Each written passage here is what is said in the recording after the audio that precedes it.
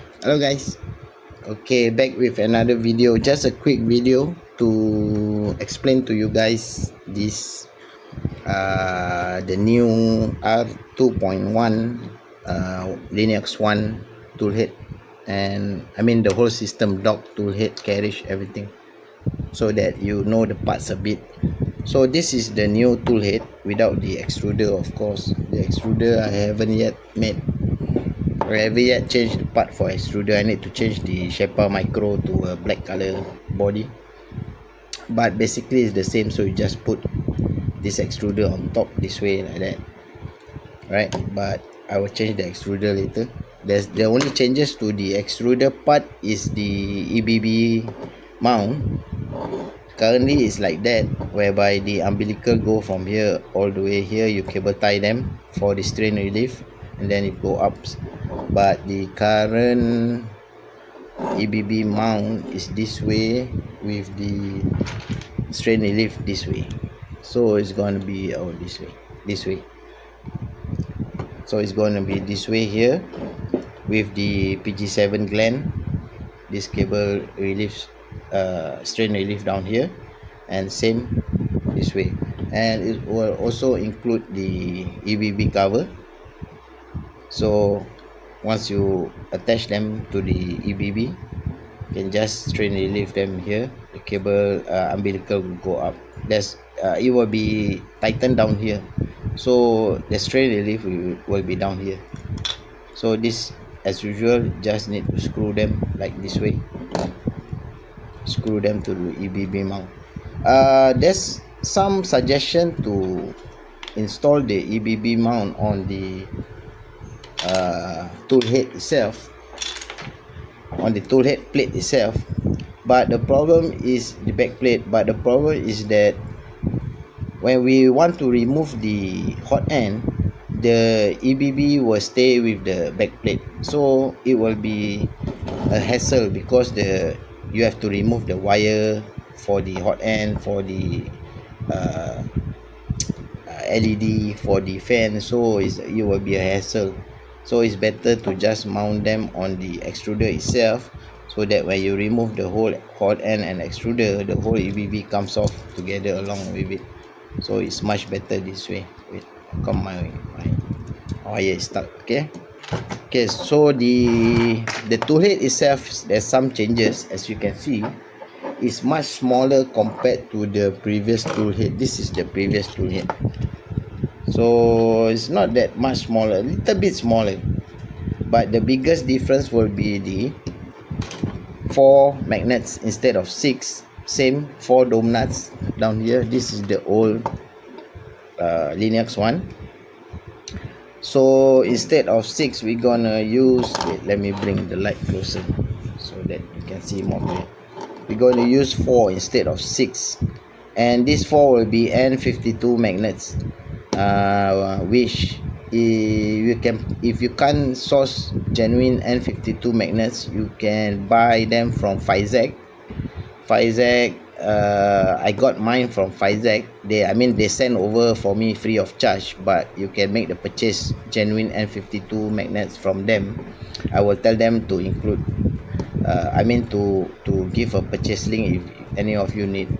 So we're going to use 4 N52, so lesser magnets since they are stronger. These are just I bought this from AliExpress. They claim to be N52, but they are not N52. They are not that strong. So the 4 magnets 10x5 N52 magnets are very strong. I have received them from Physec. And the dome nuts as well is the same. So as you can see, the footprint is much smaller for the back plate. 4 dome nuts in here, and there will be heat insert, M4 heat insert here, and so the set screw will sit inside the heat insert. So you will apply a bit of thread locker inside there. As you tighten, apply a bit of thread lock inside the Loctite inside of the heat inserts, and after the heat inserts, the set screw will screw into plastic. So there will be heat insert and a bit of plastic out, so that the set screw will go in the heat insert and into plastic. And for the side here, as you can see, there's a difference. We are not going to be using the micro switch for the dock send, only for the carriage sense. Alright, from the top here I shift them to the bottom. This carriage sense will use. The reason because these two dowel pin down here, we are going to connect them to wires 1, 2, and when they go to the dock here are also connected via wires, so that when they go into the dock this way, they will form a connection to show that the tool is on the dock. Alright, so that way you can eliminate one micro switch down here. And why this cut out down here is for the dock magnet. As you can see here, the dock magnets, and we're going to use the dock magnets here to combine with the backplate magnet here. So what will happen is this thing will go in this way and lock to the magnets down here. You can see that these are 8x5, a bit smaller than the 10x5 down here. So when they are locked this way, since they are smaller, the magnets will be pulled towards the tool head, or the tool head will be pulled towards the dock, making them tight, locked in place. There's still the dowels here. The dowel won't be used as much, except for just to give it some support when your carriage is gonna be disengaged, so to give it some support down here. So basically we save magnets from using putting more magnets down here. We're going to use the same magnets. See, we have magnets on the back plate. We're going to use the same magnets down here to engage the tool head, and also one small 6x3 and 52 as well at the back here, so that they will engage together. So the front will be the two magnets, the back will be just one and 52 6x3 magnets down here. Alright, so that's how the engagement will look like. And the other thing, this is the clicky mount as usual, the clicky mount down here. The other thing different, as you can see from the design of the tool head, is this is a solid tool head, but how you want to remove the hot end and extruder is very simple, so that we won't be how to take out the hot end and extruder is you just need to take out this piece down here. They are connected by magnets, so one on the hot end plate and one on the cowl, so there will be two here and two here, so they are locked together by magnets this way. And you just open them up. There are swivel hinge down here by filament, using filament as a swivel hinge. So you just remove these two screws and this hot end and extruder will come out without needing to disturb the LEDs, the fans, you know, down here, and the clicky, if you have a clicky, the clicky wires. So all that stay in place. Cable tie down here, there's a cable tie slot, and this is actually very easy to remove. You just take out the filament down here. Wait, let me try to take out. I haven't pinched the filament, so the filament can be removed very easily. Let me try to remove the filament. So if you remove the filament down here,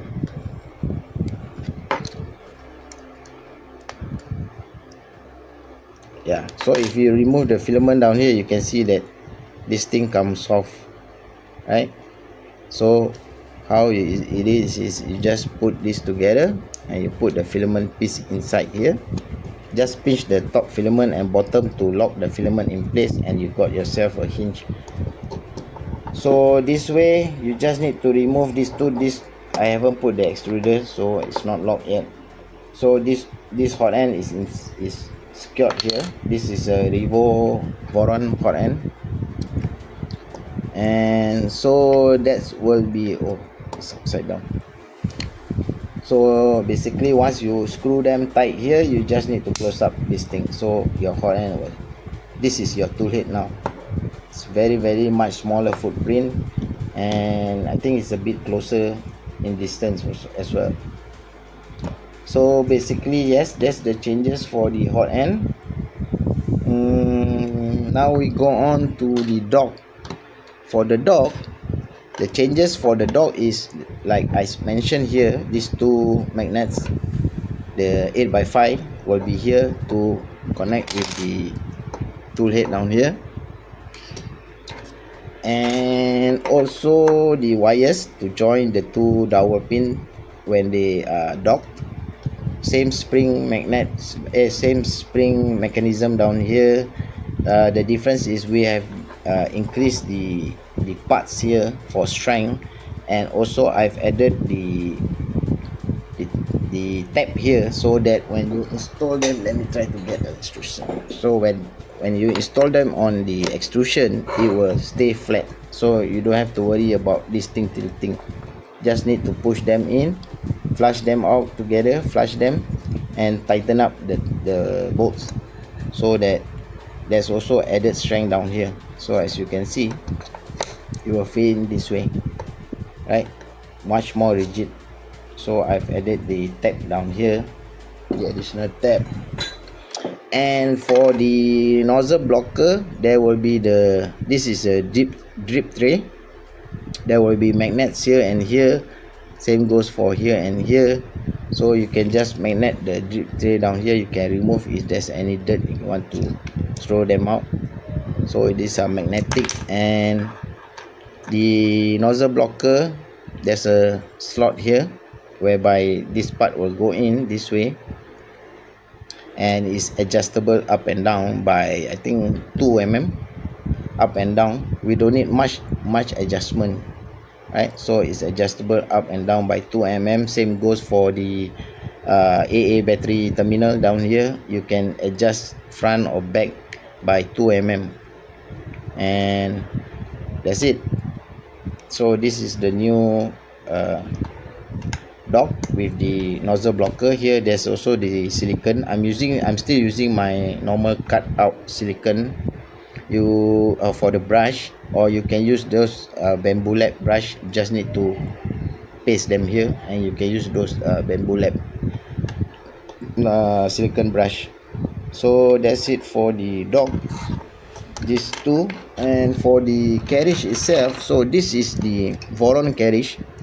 I will show you what's on the printer, the actual carriage A. This is carriage B. So carriage B, now the carriage, we are not going to use any more bearings. What we're going to use is we're going to use bushing and this dowel pin. So this will be how you take them apart. This is very easy. So here we're going to put the 15 mm M3 OD4. This is currently, I designed it for the open build spacer as the bushing, but since that aluminium, we're going to use the bushing as well, the stainless steel bushing, so that there won't be any wear off. So you're going to put the bushing here. There's two holes here where you can apply drop of glue to hold the bushing in place, and here you just put in the M3 by 35 mm. This is for Voron. For Voron, you're going to use M3 by 35 mm dowel pin. So you're going to put in this through the bushing down here this way. It's better to apply a bit of grease, and then you put in here this way. And for the carriage part B on the right, you just need to clip them in place. There's also the tab here, so that they will line up correctly on here. So you just put them this way and you tie them up, and this will be locked to the carriage on the Voron. So this is how the mechanism will work. It's a much smaller footprint. This will be a bit smaller because we're going to use the bushing with the outer diameter of 4, so this can be smaller. Right now is catered to open build spacer, which what I have now, but we're going to use with the smaller bushing. So this is the carriage. So same thing here goes. Here is the spring and the 4 open build spacer. These are also, we have changed from the open build aluminum spacers to stainless steel spacer. This much more better because they are stainless steel, so no reason to wear off.